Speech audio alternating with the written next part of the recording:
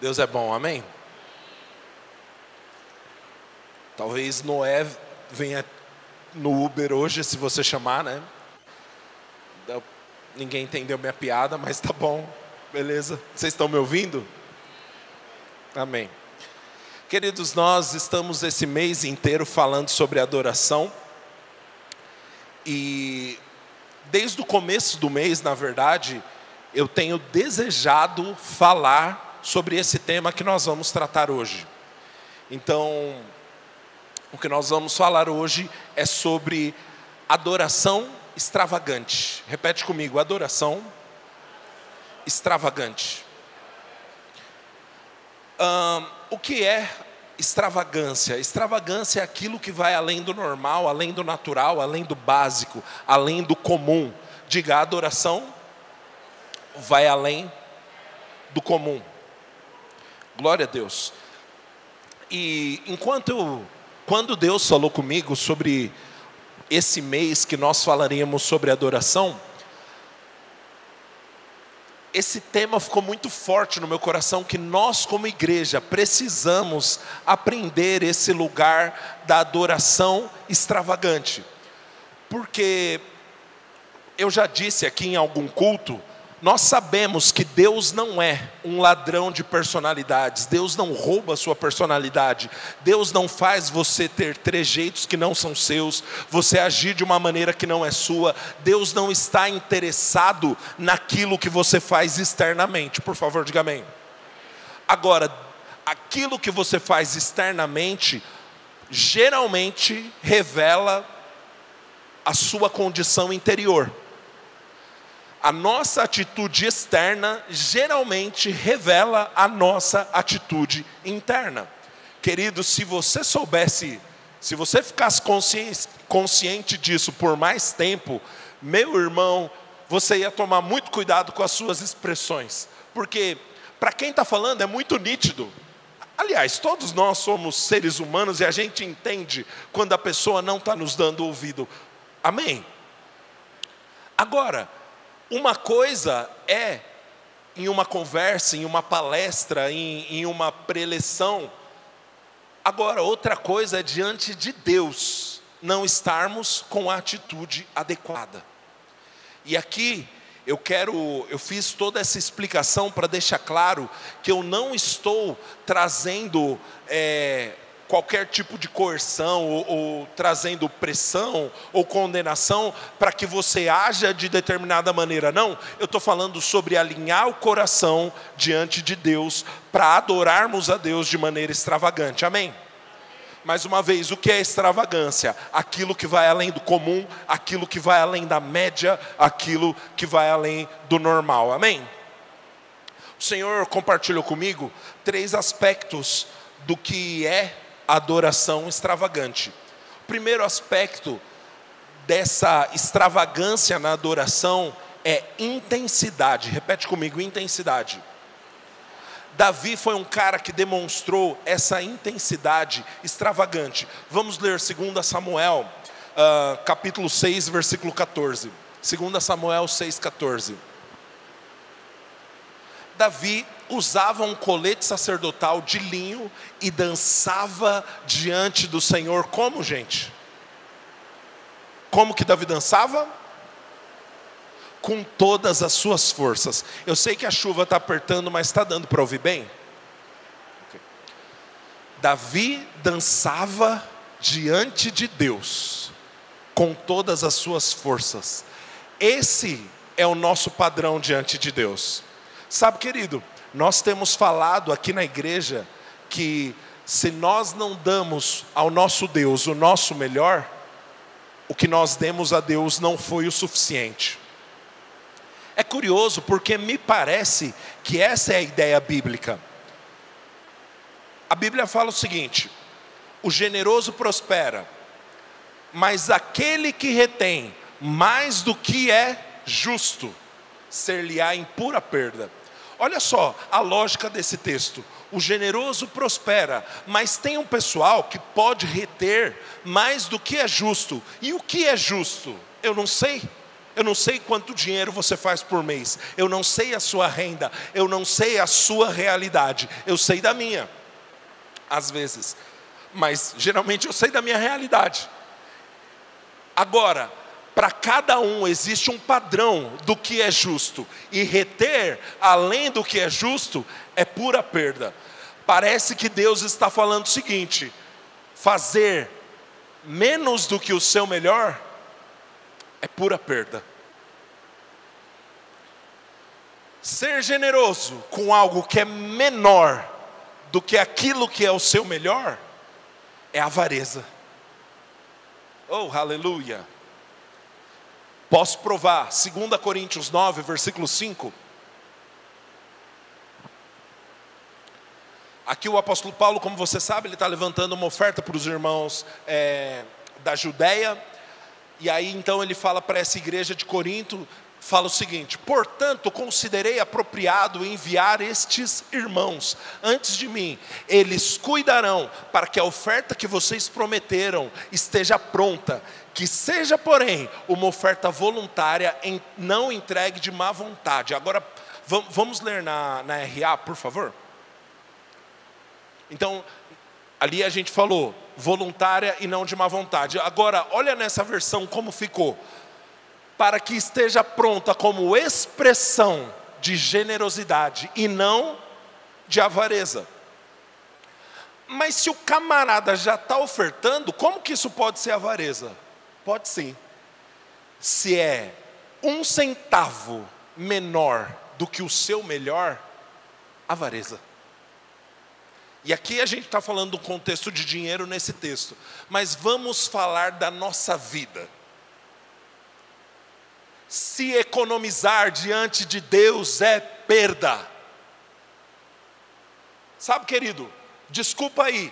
Muitas vezes a nossa atitude, muitas vezes não, como eu disse, sempre a nossa atitude externa revela o nosso coração. Meu amigo, se diante do Rei dos Reis, do Senhor dos Senhores, você não tem energia para ficar mais 5 minutinhos de pé, aí eu não sei mais o que pode acontecer com a tua vida. Deixa eu te dizer uma coisa. Quando você conheceu Jesus, quando Jesus perdoou os seus pecados, quando Ele redimiu a sua vida da cova, quando você veio de um contexto onde você achava que não prestava para nada, e Jesus mudou a sua história, alcançou a tua família, meu irmão, você queria ficar de joelho, você queria chorar, você queria pular, você dava o melhor para o Senhor. O que mudou? Alô? Tudo que entregamos ao Senhor, que é menor do que o nosso melhor, é perda. E aqui, vale a pena sempre lembrar, nós temos priorizado esse equilíbrio em nossa igreja, mas eu quero, mais uma vez, lembrar dessa verdade, que o que eu estou dizendo é que dar o seu melhor ao Senhor, ou deixar de dar o seu melhor ao Senhor, e não necessariamente à igreja. Porque quando eu falo isso, muitos podem pensar assim: então quando eu for servir no departamento, eu tenho que dar o melhor. Lógico, mas não só no departamento. Quando você for fazer um relatório na sua empresa, o horário que você chega na sua empresa, sua atitude diante do seu empregador, diante dos seus clientes, a Bíblia fala: quer comais, quer bebais, faça tudo para a glória de Deus. Se economizar diante do Senhor é perda. Extravagância, meu irmão, requer intensidade. 2 Coríntios, acho que é 1 Coríntios 15, versículo 58.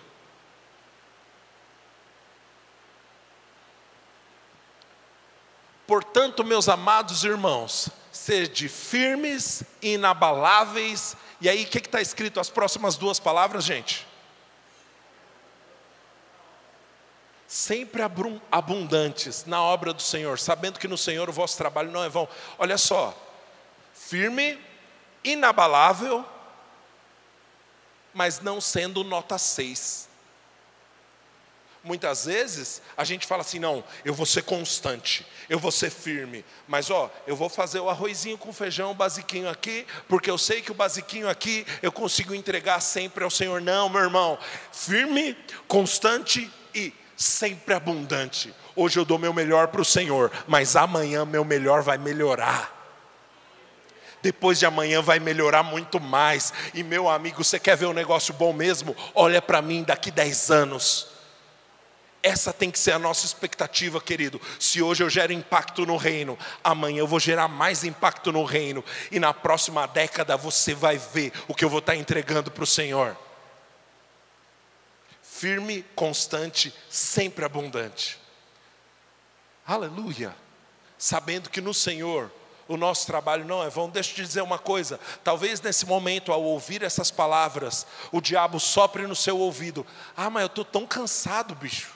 Como que eu vou ser mais abundante? Eu queria dormir.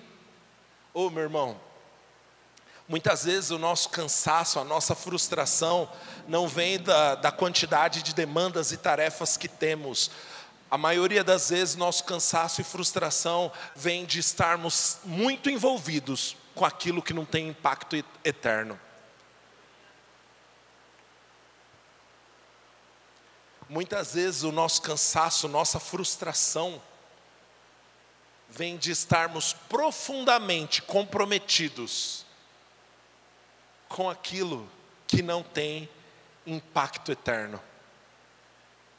E eu não estou dizendo que a única coisa que tem impacto eterno é o que você faz dentro da igreja.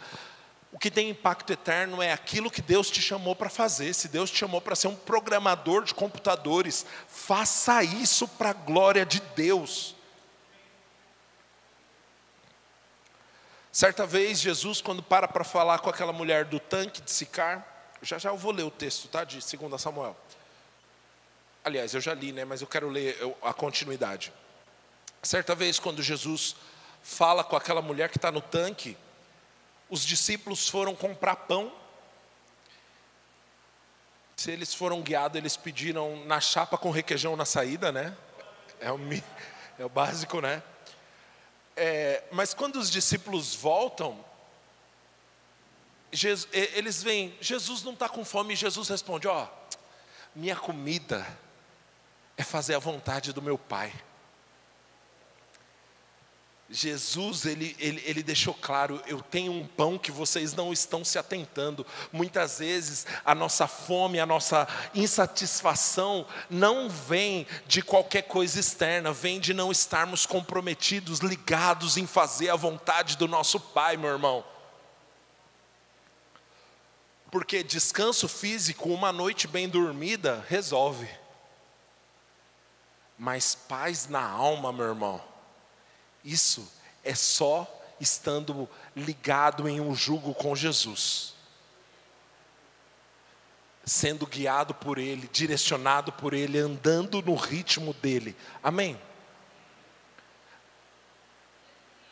Não tem como andar no ritmo de Jesus sem a intensidade adequada.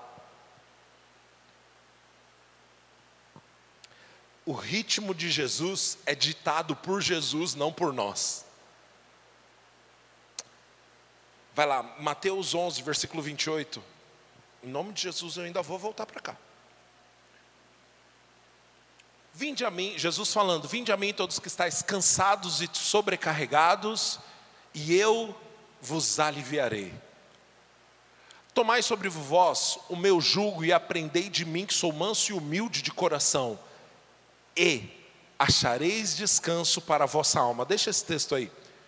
Jesus fala, está cansado? Está sobrecarregado? Vem, eu vou te dar alívio. Agora, você precisa entender que alívio é diferente de descanso. O que é alívio?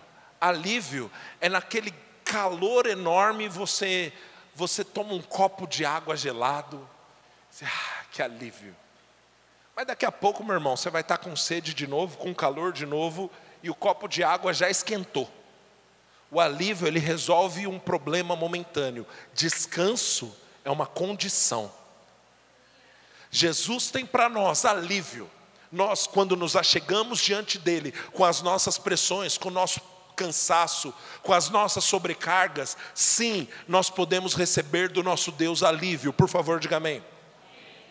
Agora, o nível superior é quando recebemos de Deus descanso.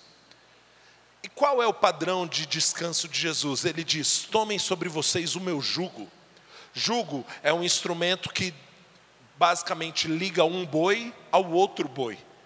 Então, o boi que é mais novo, mais jovem, o boi que está aprendendo, ele precisa andar no ritmo do mais velho.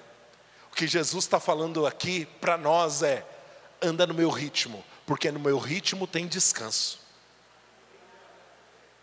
Jesus não falou: fica deitado, busca uma rede preguiçosa para deitar, em sua volta a sinfonia de pardais cantando para a majestade do sabiá. Não, Jesus falou: quer descanso?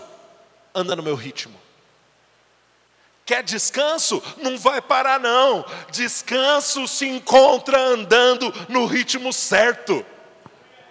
Aleluia! Descanso não é tirar férias em Dubai. Eu nem sei se Dubai é bom para tirar férias, mas ou qualquer ilha paradisíaca. Porque, meu irmão, você vai, torra todo o seu dinheiro, volta para casa com uma conta enorme de cartão de crédito, já preocupado e tendo que trabalhar mais. Mas, meu irmão, quando nós entramos no descanso do nosso Senhor, no nosso dia a dia, nós podemos entrar nesse lugar de paz que excede a todo entendimento. A despeito das pressões externas, nós podemos estar nesse lugar de paz que excede a todo entendimento. E uma das chaves, uma das portas para acessarmos esse lugar espiritual se chama adoração intensa. Quando nós mergulhamos nesse lugar de intensidade na adoração, querido, é como se estivéssemos pegando o jugo de Jesus e falando: Senhor, eu me alinho com o seu ritmo, eu me alinho com a sua vontade, eu me alinho com a sua passada. Esse é o lugar de descanso para a nossa alma, amém? O texto que nós lemos, Davi está trazendo a arca da aliança de volta para casa. Ele bota um colete sacerdotal e ele vem dançando com todas as suas forças. Posso te dar um conselho, querido, de amigo? Não se economize diante dele. Tem muita coisa que não merece seu tempo. Deus não é uma dessas coisas. Ele merece o nosso melhor.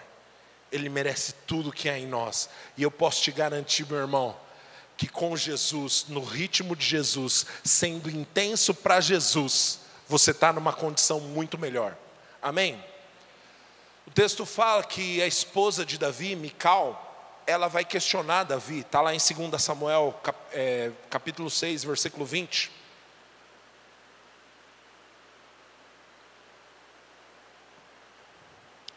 O texto diz assim: quando Davi voltou para casa para abençoar a sua família, Mical, filha de Saul, veio ao seu encontro e disse: que bela figura fez o rei de Israel hoje, exibindo-se sem a menor vergonha diante de suas servas, de seus oficiais, como um homem vulgar faria. Oh, aleluia. Sabe, querido, intensidade na adoração choca religioso. Deixa eu te dizer uma coisa: se todo mundo acha você comportadinho demais, questione-se.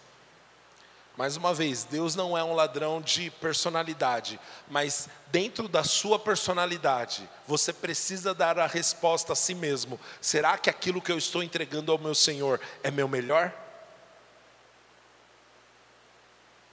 Porque às vezes a nossa timidez e a nossa personalidade são só uma desculpa, uma maquiagem para o nosso orgulho.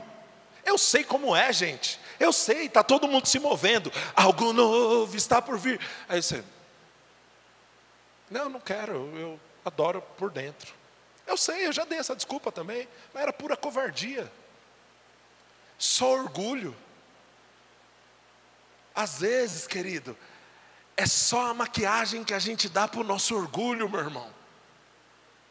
E aí a gente tem que ser humilde o suficiente para dizer: Senhor, perdão, eu tenho que dar meu melhor para o Senhor, deixa eu me converter.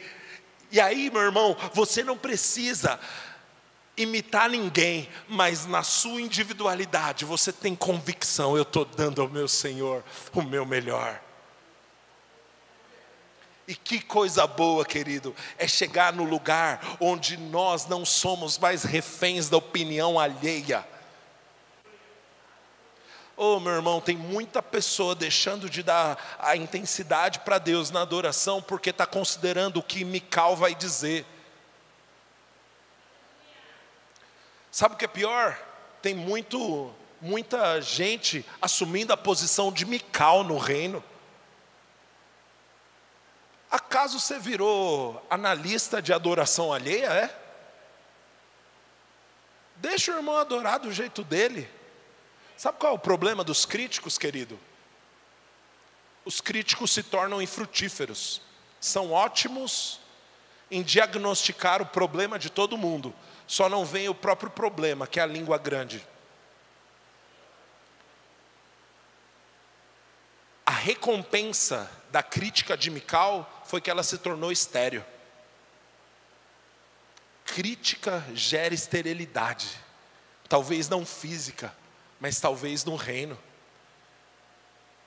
Não dá para ser produtivo e crítico ao mesmo tempo, não nesse reino. Aqui a gente frutifica se alegrando no Senhor, levantando os nossos irmãos, honrando os nossos irmãos, vendo o melhor nos nossos irmãos, incentivando os nossos irmãos, amém? Está recebendo algo bom essa noite? Davi respondeu a Mical, versículo 21. Eu estava dançando diante do Senhor, que me escolheu em lugar de seu pai e de sua família. Ele me designou como líder de Israel, o povo do Senhor, e por isso eu celebro diante do Senhor. Sabe o que Davi falou? Ô Mical, você não faz ideia do que você está falando.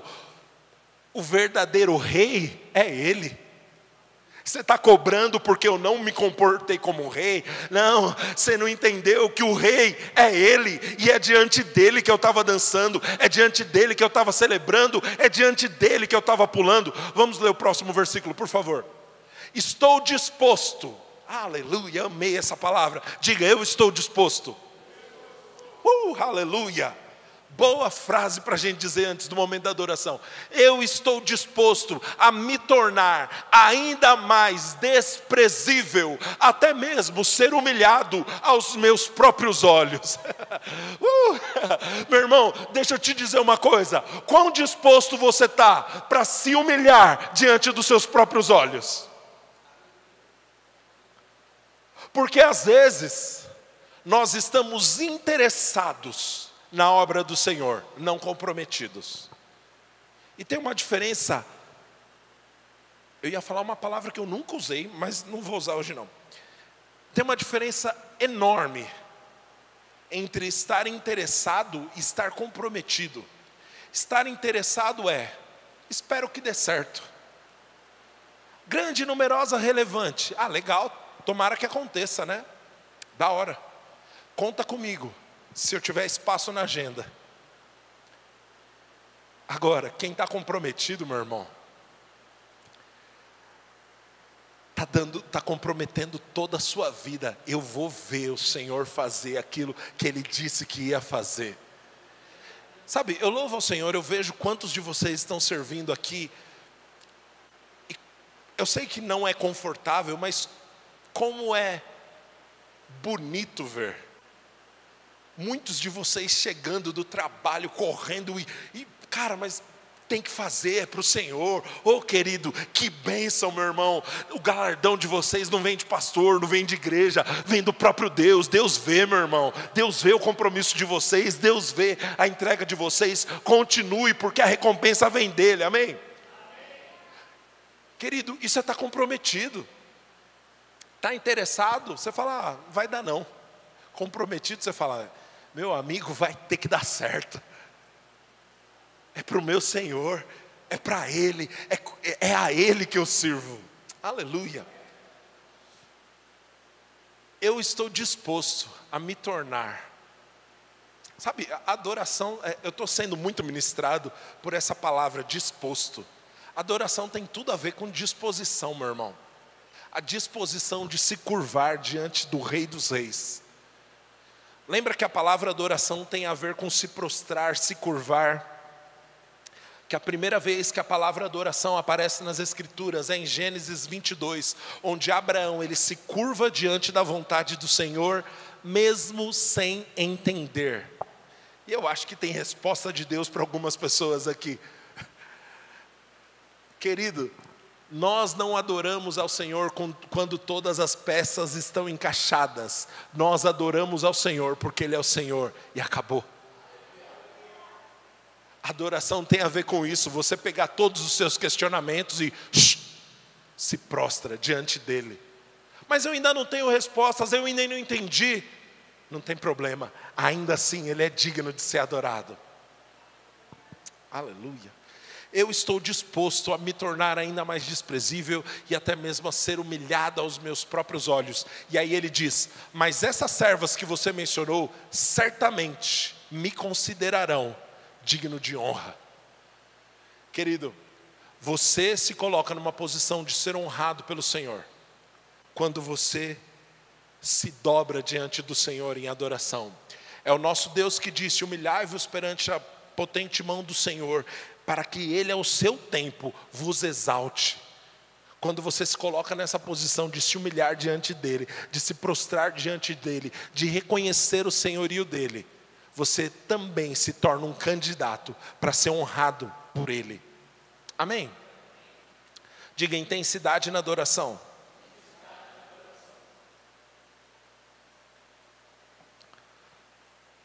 Tem uma outra característica da extravagância, da adoração extravagante, que é generosidade.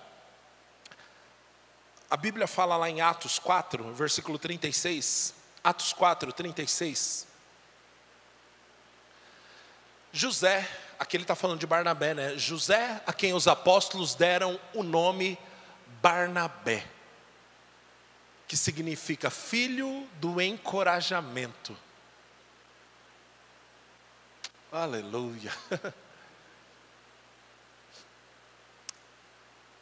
Às vezes a nossa generosidade não está atrelada com quanto dinheiro sai da nossa conta e vai para a conta da igreja. Querido, muitas vezes nós expressamos a generosidade do reino falando as palavras do Senhor.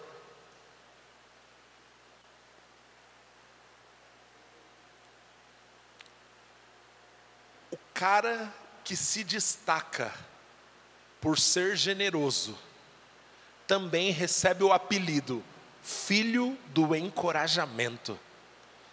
Ô meu irmão, tem pessoas que precisam ouvir aquilo que Deus tem para falar com elas através da sua boca. Existem respostas de Deus para algumas pessoas que virão através da sua boca. A Bíblia fala que Deus é o Deus do encorajamento. Eu sei que, bom, eu estou obedecendo ao Senhor e eu não vou ficar justificando não. Deus, eu vejo, Ari, eu quero falar isso para você. Quando eu li isso aqui agora, filho do encorajamento, eu pensei em você, minha irmã. Eu acho que essa é uma graça que Deus deu para você, para relembrar características que pessoas carregam e elas mesmas se esqueceram. Deus é o Deus do encorajamento e às vezes Ele vai precisar encontrar alguns filhos do encorajamento para levantar pessoas.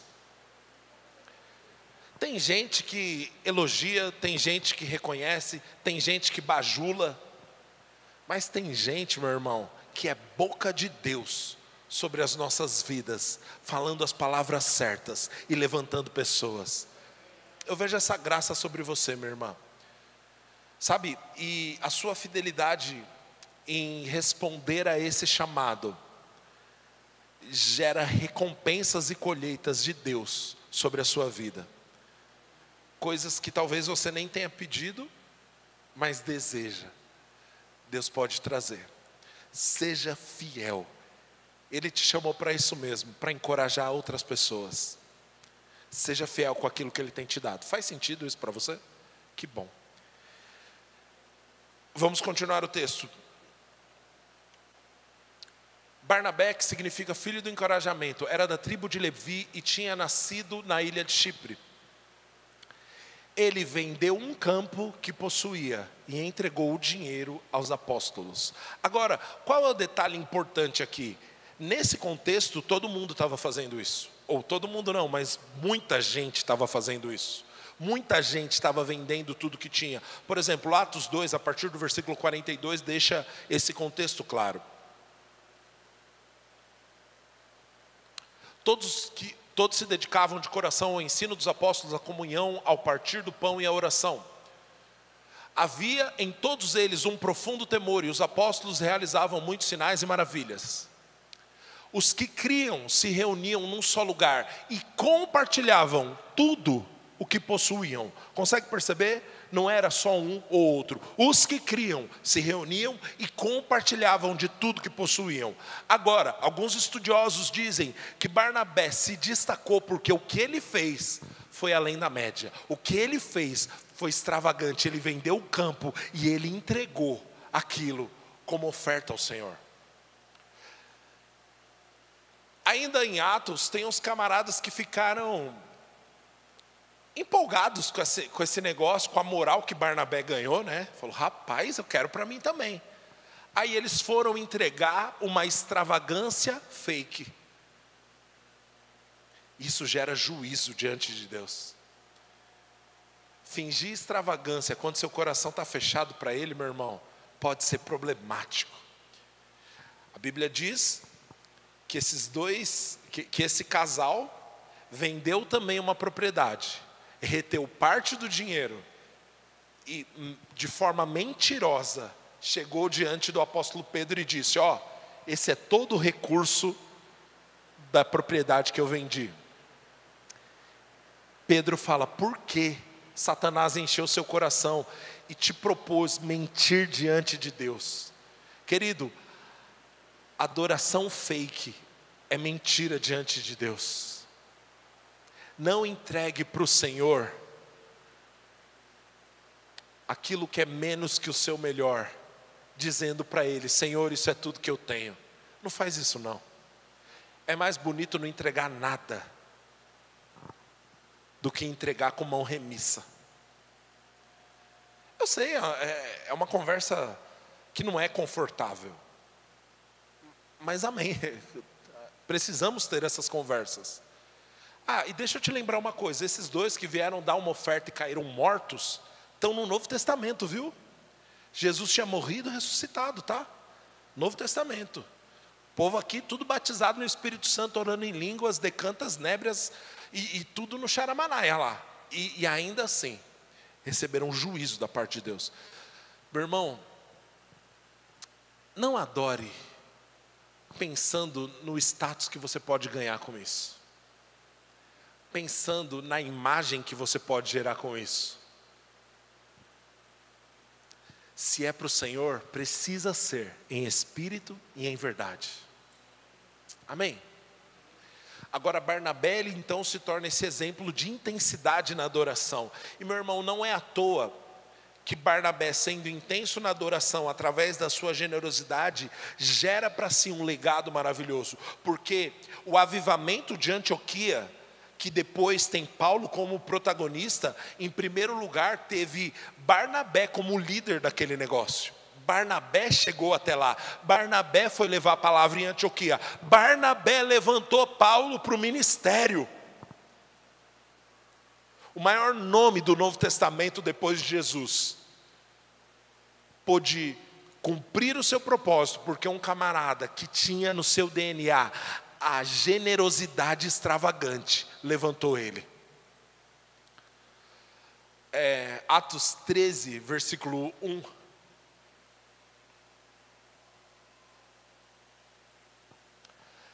Entre os profetas e mestres da igreja de Antioquia, profetas e mestres, estavam Barnabé, Simeão, chamado Negro, Lúcio de Cirene, Manaém, que tinha sido criado com Herodes Antipas e Saulo. Beleza, próximo versículo. Certo dia, enquanto faziam o que mesmo?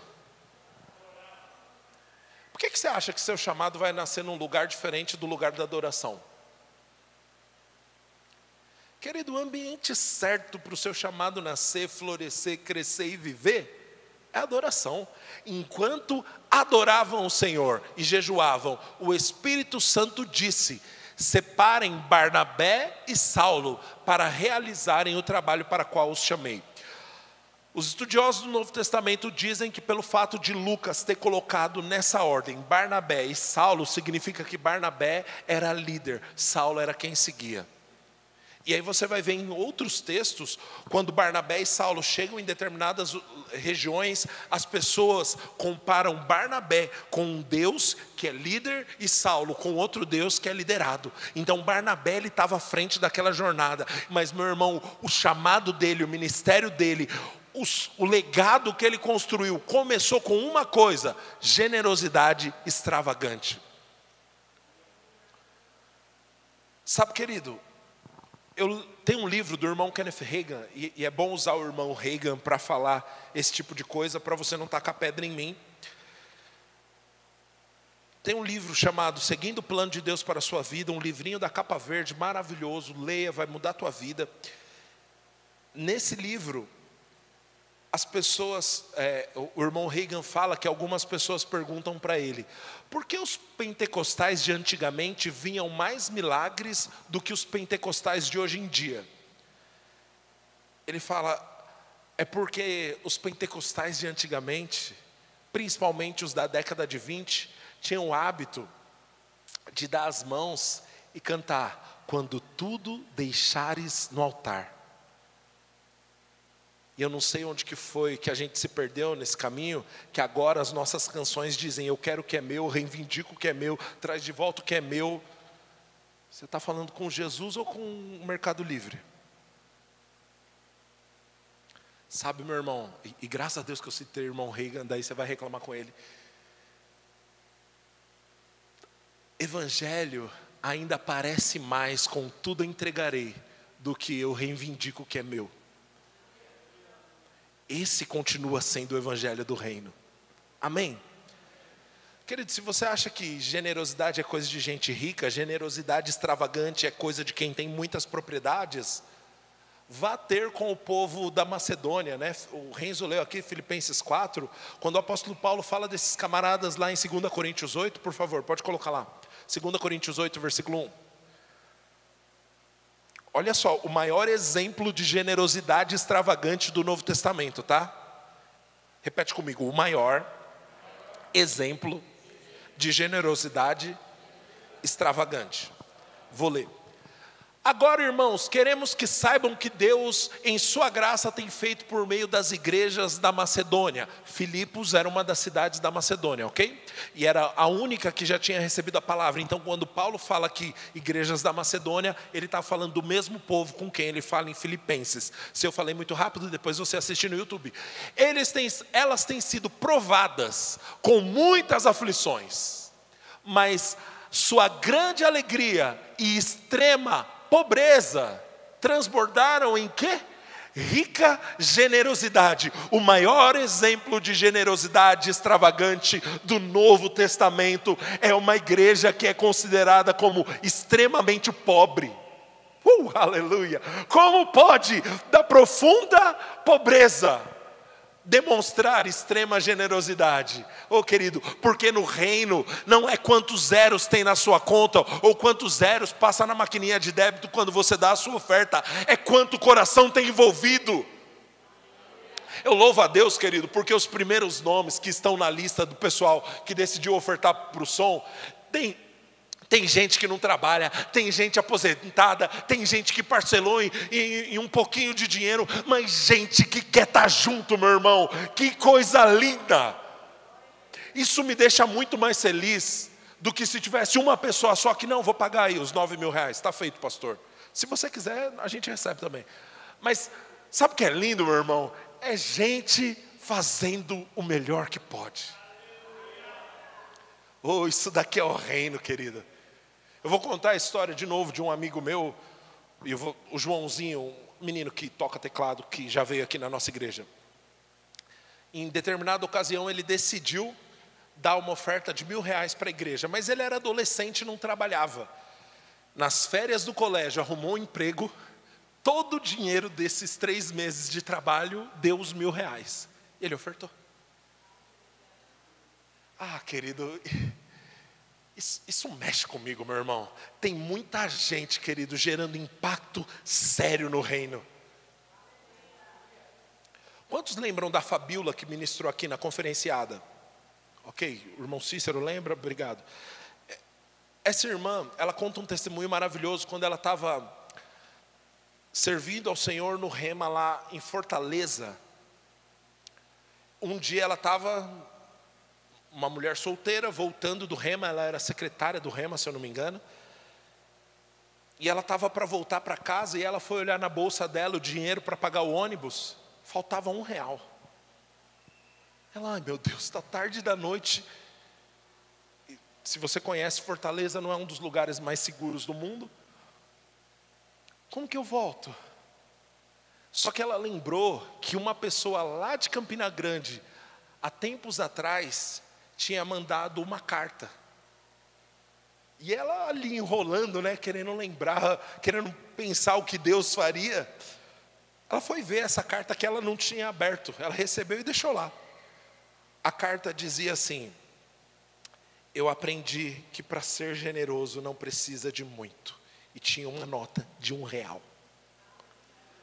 Oh, meu irmão, Deus sabia que aquele dia ela ia precisar de R$1. E dias antes chegou uma carta exatamente com o que ela precisava. Meu irmão, não dê desculpa para não dar o seu melhor para o Senhor. Ele é digno. Tem muita gente que não pode sustentar alguém no Rema. Mas sabe, meu irmão, eu lembro de quando eu era monitor do Rema.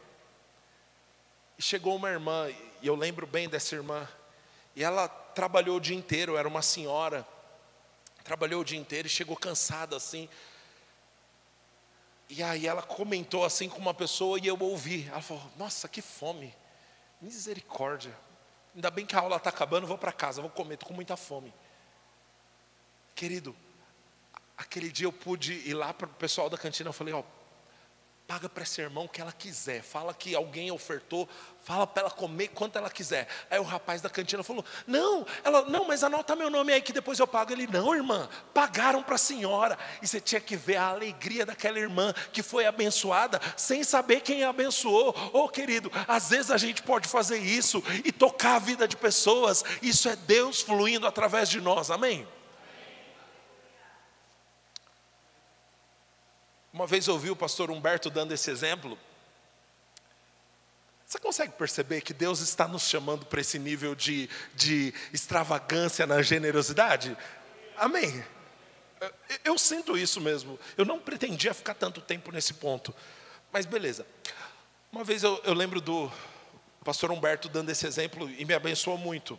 Imagina só que você chega na sua casa hoje, depois do culto, chega em casa, e ao abrir a porta, você vê na mesa da cozinha uma compra abundante. Sabe, aquelas que nossas mães faziam antigamente, que já fazia a compra do mês, que a mesa ficava assim, aí tinha coisa que não cabia na mesa, ia para as cadeiras. Eu não sei você, minha mãe tinha um hábito de quando vinha a compra do mercado, ela orava por tudo. Aí depois eu falava, mãe, não precisa mais orar antes de comer, né? A gente já abençoou na compra, já está resolvido, né? Você sabe que não dava certo, mas beleza, eu tentei. Imagina que você chega em casa querido, tem essa abundância maravilhosa. Picanha contra filé, oh aleluia. Aquela compra caprichada, meu irmão. Porque no reino a gente come picanha, aleluia. Aquela compra caprichada, como ia ser a sua atitude? Você ia ficar feliz? Misericórdia. Agora, meu irmão, imagina que você foi quem proporcionou essa felicidade para o outro. Foi você que fez a compra e mandou para o outro. Isso aí que é prosperidade. É quando a gente se vê do lado do abençoador, não só do abençoado. Porque abençoados já fomos com toda sorte de bênção nas regiões celestiais em Cristo Jesus. Agora o nosso privilégio é fazer com que a bênção do Senhor que está sobre nós toque a vida de outros. Aleluia. Diga: eu sou generoso. Aleluia. A generosidade extravagante, meu irmão, te leva a acessar coisas que de outra maneira você não acessaria. A Bíblia fala de um camarada chamado Cornélio. Esse cara não tinha aliança, não era judeu, era gentil, mas Deus faz o maior líder da igreja, que era o apóstolo Pedro, ter um sonho e ir ministrar a Cornélio pessoalmente. Não foi Cornélio que foi ver uma ministração do grande pregador apóstolo Pedro. Não. Pedro veio na casa dele pregar para ele. E aí o que Pedro fala para ele é: Cornélio, as tuas orações e as tuas esmolas ou ofertas subiram diante de Deus e estão diante da memória dele. Querido, se quiser, rasgue isso da tua Bíblia. Mas a minha Bíblia diz que o que aquele cara fez com as finanças dele subiu diante da memória de Deus e habilitou ele para receber o que Deus tinha para a vida dele. A teologia da prosperidade. Rasga isso da tua Bíblia, querido. A minha Bíblia diz que a administração financeira e a generosidade de um homem subiu diante da memória de Deus. Aleluia. Se você acha que a adoração que você faz com as suas finanças, que a generosidade extravagante afeta apenas as suas finanças, meu irmão, você está muito enganado, querido. O que você faz com as suas finanças de modo generoso afeta a sua vida como um todo. Por favor, diga amém. Aleluia. Para a gente encerrar. Misericórdia, olha a hora, gente. Vou encerrar com isso. Não vou ler o texto. A Bíblia conta a história de uma mulher. Jesus chega na casa de um fariseu chamado Simão. Essa mulher entra naquele lugar, ela quebra um frasco de perfume, com as lágrimas dela, ela acaba lavando o pé de Jesus, e ela enxuga o pé de Jesus com o seu cabelo, e ela não para de beijar os pés de Jesus o tempo todo. Confesso que parece uma cena bastante estranha, né? O fariseu fala: olha, se esse daí fosse profeta, saberia que é uma pecadora que está tocando nele. Aí Jesus ele passa a contar uma história, e a história eu vou ler. Em versículo 40, não falei o texto, né? Lucas 7, versículo 40. Então Jesus lhe disse: Simão, tenho algo para dizer para você. Diz, mestre, respondeu ele. O Zé Polvinha, né? Quando vai tomar uma bronca, chama até de mestre. Sim, mestre, estava criticando agorinha. Aleluia, deixa para lá. 2 homens deviam certo credor. Um lhe devia 500 denários e o outro 50. Como nenhum dos dois tinha com que lhe pagar, perdoou a dívida de ambos. Qual deles o amará mais? Simão respondeu: suponho que aquele a quem foi perdoada a dívida maior. Você julgou bem, disse Jesus. Em seguida, virou-se e disse a Simão, em seguida virou-se para a mulher e disse a Simão: vê essa mulher? Entrei em sua casa, mas você não me deu água para lavar os pés. Ela, porém, molhou os meus pés com as lágrimas e enxugou com os cabelos. Você não me saudou com um beijo, mas essa mulher, desde que entrei aqui, não parou de beijar os meus pés. Você não ungiu a minha cabeça com óleo, mas ela derramou perfume nos meus pés. Por isso digo a você, ela amou muito, porque seus muitos pecados foram perdoados. Mas aquele que foi pouco perdoado, pouco ama. Então Jesus disse a ela: os seus pecados estão perdoados. E os outros convidados diziam entre si: quem é esse que até perdoa pecados? Jesus disse à mulher: a sua fé te salvou, vá em paz. Querido, eu sei que todos nós acharíamos super estranha e inadequada essa atitude. Imagina, Jesus entra aqui para pregar, aí vem alguém que fica chorando e beijando o pé dele. Vontade de falar: sai daí, deixa Jesus pregar, misericórdia. Adoração extravagante incomoda aquele que não sabe quanto nós somos perdoados. Oh, meu irmão, não sei se você lembra de onde Jesus te tirou. Mas sabe de uma coisa, meu amigo? Ele é digno. Oh, esses dias ontem, fiquei tão emocionado com o story deles aqui, do Duque e da Patrícia. Eles lendo a Bíblia e as crianças ali do lado. E no meu coração veio assim: isso é a recompensa do pastoreio, meu irmão. Olha o que Jesus faz na vida de alguém. Agora tem uma família ao redor da palavra de Deus, se dedicando às coisas do Senhor. Querido, quanto dinheiro vale isso? Não tem dinheiro no mundo que pague isso, meu irmão. Uma vida, uma família, uma história transformada, meu irmão. Eu sei de onde Jesus me tirou, e agora Ele me dá o privilégio de tocar a vida de pessoas que estão tocando a vida dos seus próprios filhos, estão tocando gerações. Que honra, meu irmão. É digno que eu me humilhe, é digno que eu me ajoelhe diante dos pés dEle, é digno que eu acabe com a minha reputação beijando os pés dEle, porque eu sei quanto perdoado eu fui. Ele é digno da minha extravagância.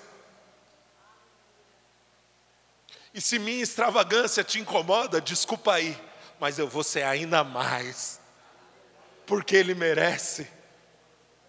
Ele merece que eu o adore com todas as minhas forças. Símbolo da adoração extravagante é a gratidão extravagante. Eu sei quão perdoado eu fui, por isso eu sou devidamente grato. Aleluia. Eu sei de onde Ele me tirou, eu sei quem eu era, e eu sei quem eu sou nele hoje. E eu posso te dizer, meu irmão, Ele é digno. Aleluia. Ele é o Deus que muda histórias, Ele é o Deus que reescreve as coisas, Ele é o Deus de novas oportunidades. Eu não sei se você lembra de quantas vezes que você chegou a uma situação que você falava: agora não tem mais jeito, não tem saída, não tem como mudar. Aí vem Deus e resolve tudo. Ele é digno da nossa gratidão. Amém. Adoração extravagante é a posição adequada de filhos que são gratos. Nossa extravagância não é mérito nosso, é simplesmente a resposta adequada que damos diante de Deus. Ele é digno. Amém? Você recebeu algo bom essa noite? Queridos, me perdoem pelo horário, me empolguei, mas eu acho que você recebeu de Deus. Amém? Nós não faremos um momento sobrenatural. Muito obrigado você que esteve no YouTube. Vem estar conosco no próximo sábado, que nós temos a nossa conferência Casa. Vai ser um tempo poderoso a partir das 19h30. Deixa eu orar por vocês. Senhor, obrigado. Obrigado pela vida dos meus irmãos. Obrigado, Senhor.